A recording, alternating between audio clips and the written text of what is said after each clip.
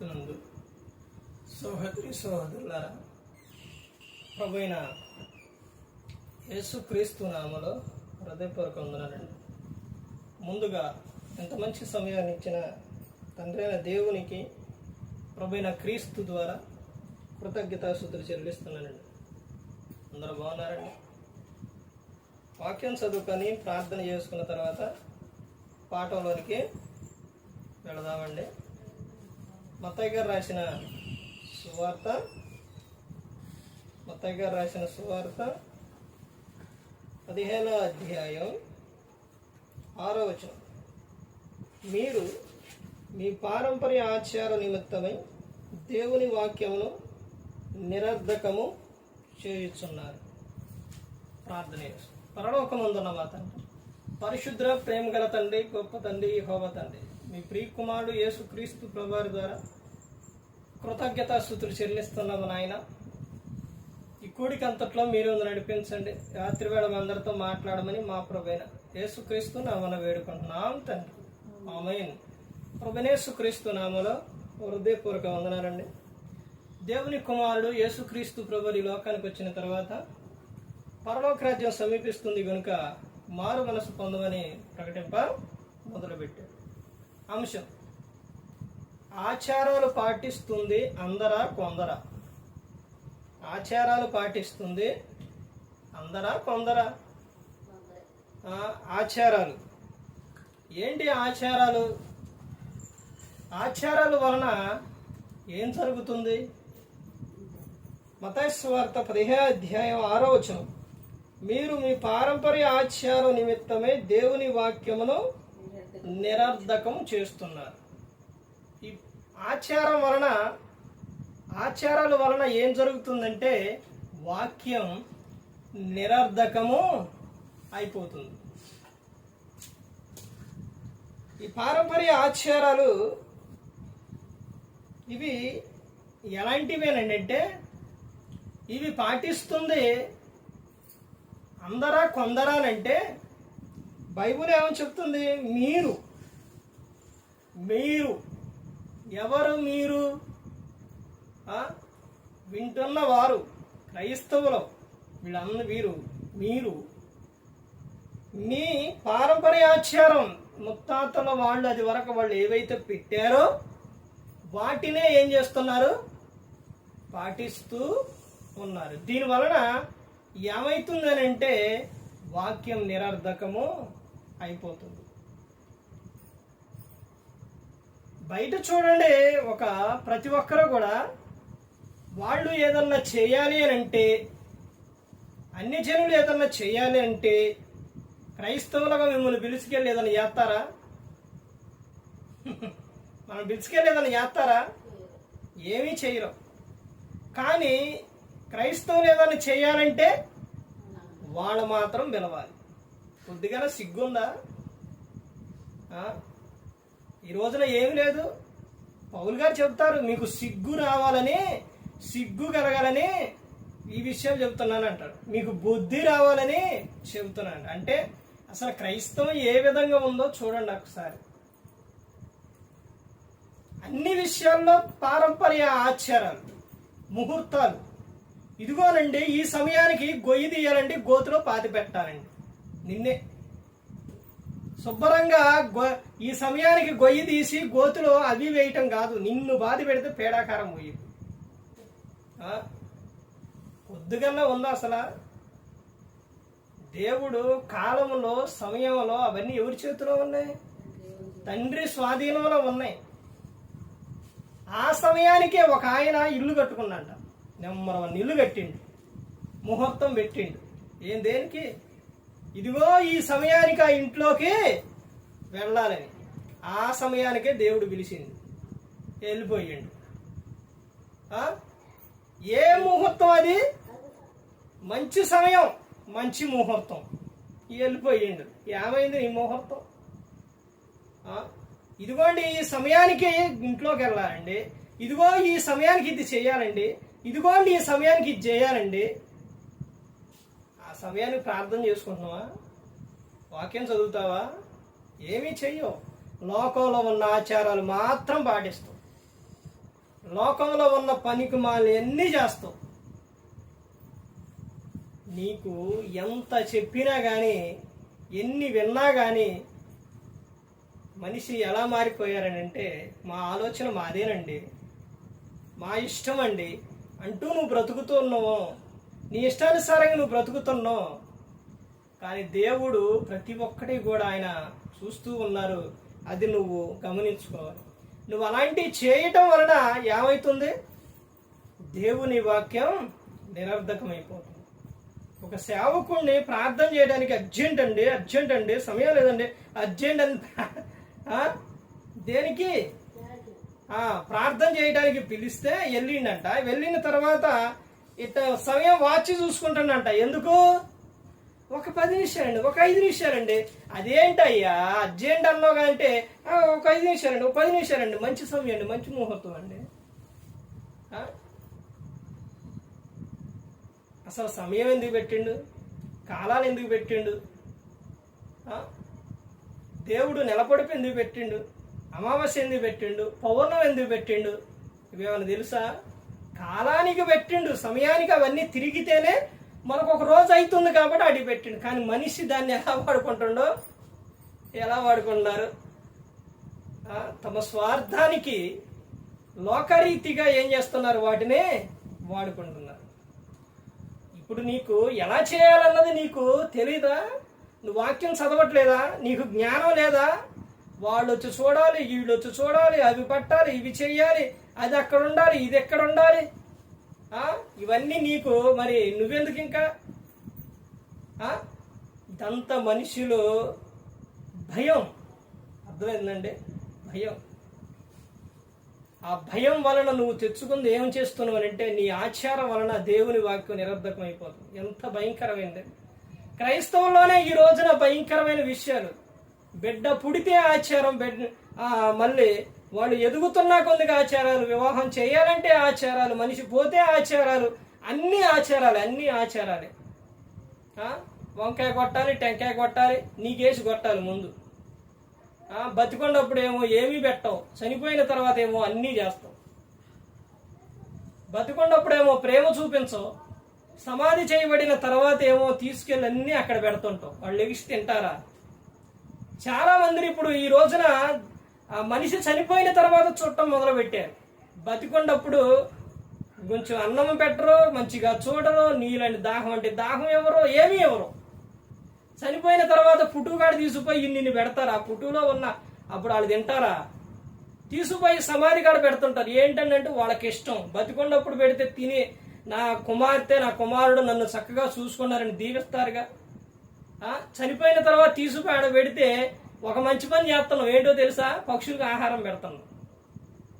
కానీ నువ్వు పోసే దాంట్లో కొంతమంది టీ పోతుంటారు, పాలు పోతుంటారు, ఇంకేక రకరకాల ఇవన్నీ పోతుంటారు. అవి భూమిలో కలిసిపోతున్నాయి. ఒకసారి ప్రతి ఒక్కరూ ఆలోచించుకోవాలి. ప్రతి ఒక్కరూ కూడా, అన్ని జనులు వాళ్ళు నీవు చేసేది ఏదన్నా ఒకటి చేస్తారా? ఏది చేయరు. కానీ వాళ్ళు చేసే అన్నీ నువ్వు చేస్తావు. క్రిస్మస్ వాళ్ళు చేస్తారా? చేయరు. కానీ నువ్వేం చేస్తావు? సంక్రాంతి చేస్తావు, ఇంకేంటి అంటే దసరా చేస్తావు, ఇంకేంటి అంటే అన్నీ ప్రతి ఒక్కడే నువ్వు చేస్తావు. అన్నీ చేస్తావు నువ్వు. వాళ్ళు ఏదైనా చేస్తారా? చేయరు. నువ్వు చేసేది ఏది చేయరు. వాళ్ళు చేసే అన్నీ నువ్వు చేస్తూ ఉంటావు. నువ్వు కొంచెం అన్నా కానీ వాడు చేసే విషయాల్లో అది దేవునికి ఏదన్నా అనుకూలమైనది, దేవునికి ఇష్టమైనది అయితే అది నువ్వు చేయాలి. దేవునికి ఇష్టమైనది వాడు చేస్తూ ఉంటే చేయాలి. దేవునికి ఇష్టం కానిది నువ్వు ఎలా చేస్తావు? దేవునికి ఇష్టం లేనిది ఎలా చేస్తావు? ఈ ఆచారాల వలన ఏం జరుగుతుంది? దేవుని వాక్యం నిరర్ధకము అయిపోతుంది. నువ్వు అనుకుంటావు కదా, సేవకుడు ఈడున్నాడనంటే సేవకుడు ముందే అన్నీ నువ్వు ఆచారాలన్నీ చేస్తూ ఉంటే నువ్వు సేవకుడు ముందు నువ్వు దేవునికి భయపడితేగా సేవకుని భయపడటానికి. సేవకుడు ముందే నువ్వు నీ ఇష్టానుసారంగా మాట్లాడటం, ఇష్టానుసారంగా ఏ పడితే ఇది చూడటం, సేవకుడు ముందే నీ ఆచారాలన్నీ చేయటం, సేవకుడు ముందే సిగరెట్ తాగడం, సేవకుడు ముందే నోట్లో వేయటం, సేవకుడు ముందు మందు తాగటం, సేవకుడు ముందు ఇవన్నీ చేస్తూ ఉంటే సేవకుడు చూస్తూ ఏం అనట్లేదు అని అంటే, ఆయన ప్రతి ఒక్కటి చూస్తుండే ఏం అనట్లేదు అని అంటే, కానీ దేవుడు మాత్రం ప్రతి ఒక్కటి కూడా చూస్తూ ఉన్నారు. నువ్వు సేవకుడు మాట వినకపోవచ్చు, కానీ ఒక రోజున అనేది నీకు ప్రమాదం అనేది నీకు వస్తే ఆ రోజున నీకు తెలుస్తుంది. అయ్యో, నేను ఒక సేవకుడు ముందు నేను ఇంత చేశానే, ఇలా చేశానే, ఇవన్నీ చేశానే. నువ్వు ఇవన్నీ సేవకుడు ముందు చేస్తావు, కానీ నువ్వు పోయినప్పుడు ఎవరు కావాలి? మరలా ఆ సేవకుడే రావాలి. నువ్వు తాగి తాగి తాగి తాగి చచ్చిపోతావు. ఇప్పుడు ఆ సేవకుడు వచ్చి నీకు ప్రార్థన ఏమని చేయాలి? చాలా మంది సేవకులు చేస్తున్న విషయం ఏంటంటే, తాగి తాగి తాగి తాగి ఒక్క రోజు కూడా మందిరానికి రాడు. తాగి తాగి సరిపోతే ప్రభువా ఈ ఆత్మను నీ రాజ్యంలో చేర్చుకో. తర్వాత ఇంకొకటి కొటేషన్ ఏం పెడతారు? ప్రకటన గ్రంథంలో ఉన్నది పెడుతుంటారు. ప్రభువునందు మృతులు ఏంటంట? ధన్యులు. ఎప్పుడైనా మందిరానికి వచ్చినవా? ప్రార్థన చేసినవా? వాక్యం విన్నవా? దేవుళ్ళు ఎప్పుడన్నా ఉండవా? ఎప్పుడూ లేవు. కానీ ఏం పెడతారు? ఇవి పెడతారు. పెట్టినంత మాత్రాన్ని ఏమి రావు. ఒక విషయం గమనించుకోండి, ప్రార్థన చేసేవాళ్ళు కూడా మనిషి దేహంలో నుంచి ఆత్మ బయటకు వచ్చిన తర్వాత ఆ ఆత్మను నువ్వు పరలోకంలో చేర్చుకోవన్నా అది దేవుని చిత్తమే. ఒకవేళ నరకంలో వేయవన్నా అది దేవుని ఇష్టమే. మనం ఆత్మ దేహంలో నుంచి బయటకు వచ్చిన తర్వాత నువ్వు ఆత్మ గురించి ఎంత ప్రార్థన చేసినా ప్రయోజనం ఉండదు. దేహంలో నుంచి బయటకు వచ్చిన తర్వాత వాని క్రియల చొప్పునే జరుగుతుంది. ఇంకో విషయం ఏంటంటే, మనిషి వాళ్ళు బ్రతికిన బ్రతుకును బట్టి కొంతమంది చేస్తూ ఉంటారు. కానీ అసలు ప్రార్థన అనేది మనిషి చనిపోయిన తర్వాత నువ్వెన్ని చేసిన ప్రయోజనం అనేది ఉండదు. ఏం చేసినా ప్రయోజనం ఉండదు. అయితే ఇక్కడ చెబుతున్న విషయం ఏంటంటే, సమాధి కార్యక్రమం మాత్రం క్రమంగా జరగాలి. దేవుడు దేహంలో నుంచి ఆత్మ తీసిన తర్వాత, వెళ్ళిపోయిన తర్వాత నువ్వు తీసుకెళ్లేటప్పుడు అక్కడక్కడ దింపి నానా అమ్మ నానా అమ్మ నానా అమ్మ అని నువ్వు పిలిస్తే వాళ్ళు లెగుస్తారా? ఒకవేళ లెగిచారనుకో, నువ్వు ఉంటావు వాళ్ళు ఎగరసలా.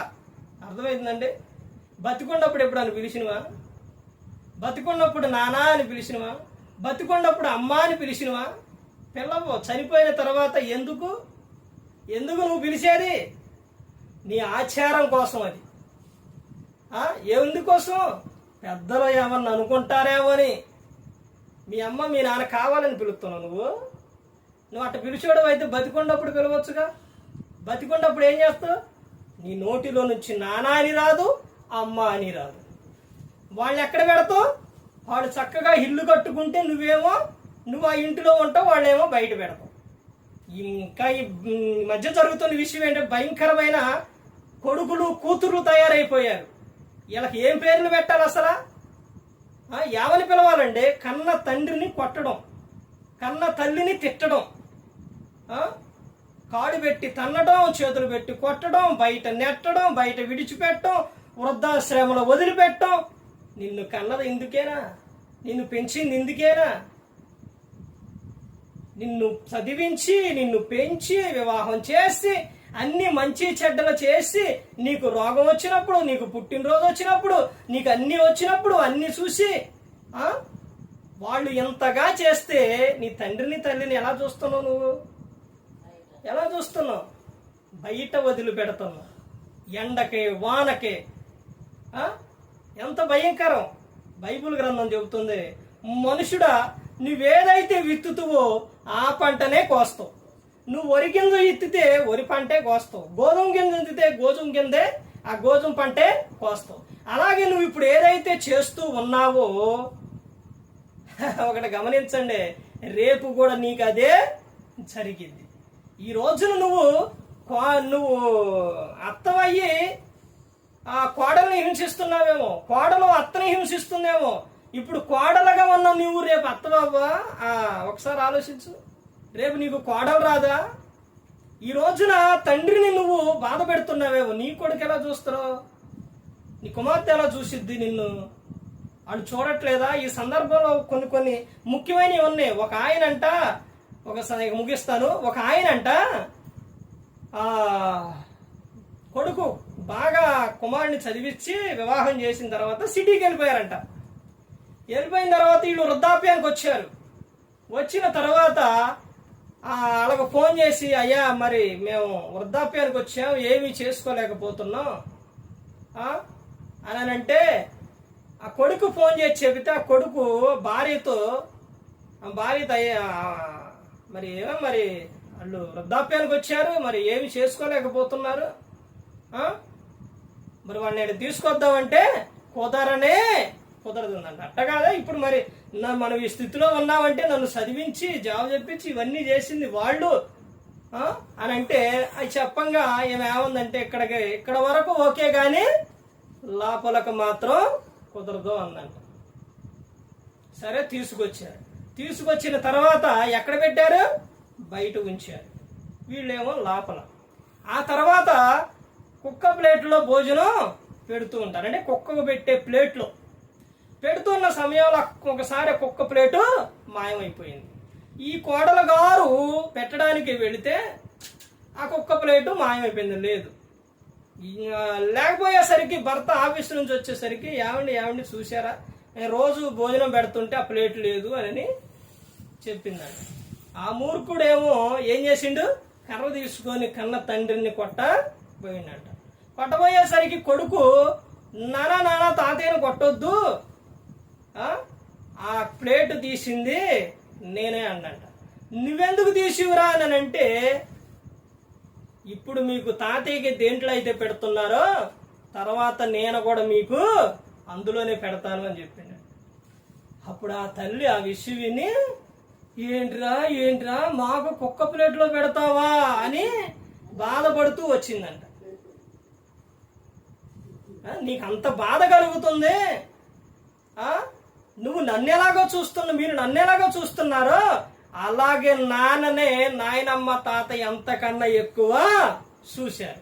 నాన్న కర్ర కూడా నువ్వు పారేయొద్దు, దాయి ఇలాగియ్యి అంటే, ఎందుకురా అంటే ఇప్పుడు నుంచే నేను మొదలు పెడతా అన్నాడు. మనుషుడా గుర్తుపెట్టుకో, నువ్వేదైతే విత్తుతావో ఆ పంటనే కోస్తావు. ఈ రోజున నువ్వు ఆచారాలంటూ ఏదైతే చేస్తూ ఉన్నావో రేపొద్దున నీ పిల్లలు కూడా అదే ఆచారాలు చేస్తారు. వాళ్ళ జీవితాన్ని చేతులారా నువ్వేం చేస్తున్నావు? నాశనం చేస్తున్నావు.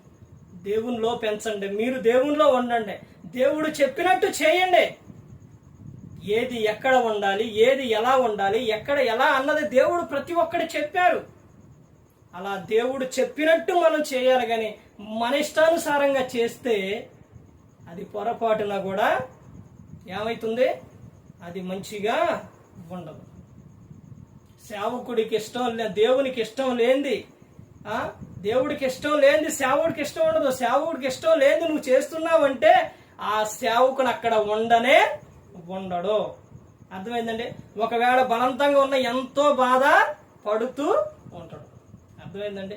సేవకుడు బాధపడుతూ ఆ పని చేస్తే అది మీకు ఆశీర్వాదం కాదు. అది ఎక్కడైనా కానీ, కుటుంబమైనా సంఘమైనా ఎక్కడైనా సేవకుడు బాధపడుతూ ఉంటే అది వాళ్ళకి ఆశీర్వాదం కానే కాదు.